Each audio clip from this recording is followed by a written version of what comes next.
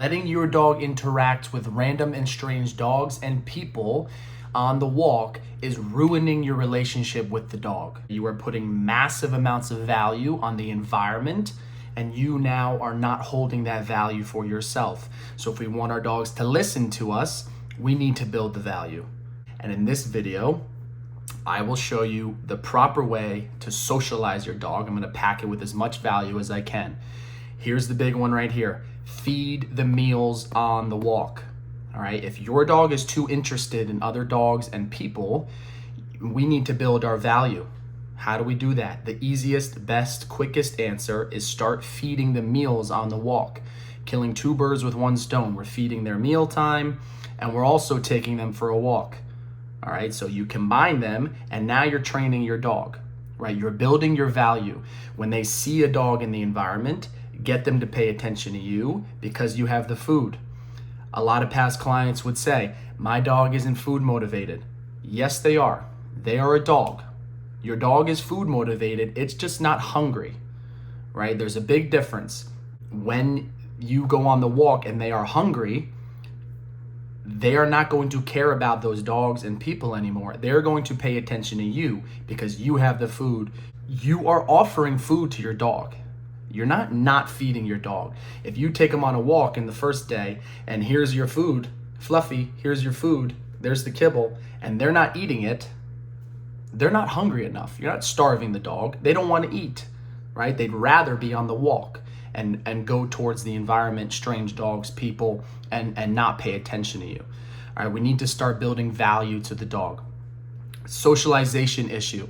The commonly understood definition is we need to let our dogs interact with as many random and strange dogs as possible, right? That is false. That gets people in a lot of trouble when they want the dog to listen to them. So if that's you, we need to take a step back and feed the meals on the walk. This is what's called neutralization. Socialization has three parts. Interaction, that's what people focus on and they do too much of, interacting with dogs and people in the environment.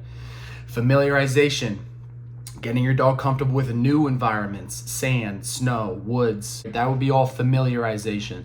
And the big one we need to work on is the neutralization, right? And that's what I've been talking about. Getting your dog neutral in the environment. They should see other dogs and people on the walk as just that, part of the environment, right? Not the point of the walk. The point of the walk is to pay attention to the guy holding the leash, the guy or gal, and we walk them. When they see other dogs and people in the environment, you should have the option to let them interact. And when enough is enough and you're ready to continue, you can get their attention and you continue. That is where you want to be. And you do that by feeding the meals on the walk and getting them more neutral in the environment.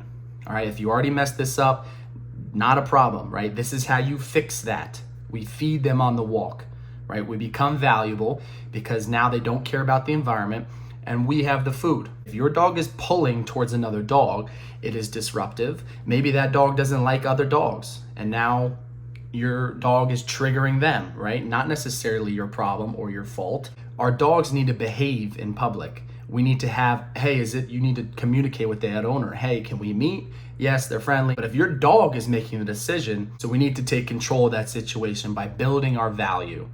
All right, whether your dog is friendly, reactivity on the leash, right? They're pulling towards another dog because they want to say hi.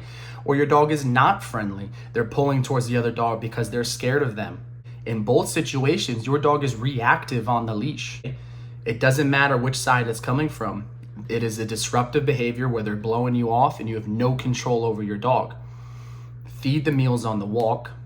Not one meal on the walk, a week's worth of meals on the walk, a month of meals on the walk.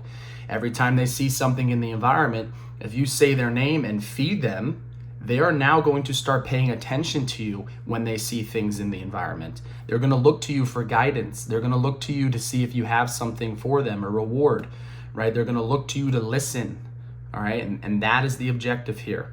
If you want a well-behaved dog on the walk, you need to socialize them properly by working on neutralization. At least 90% of us are looking for a well-behaved dog on the walk.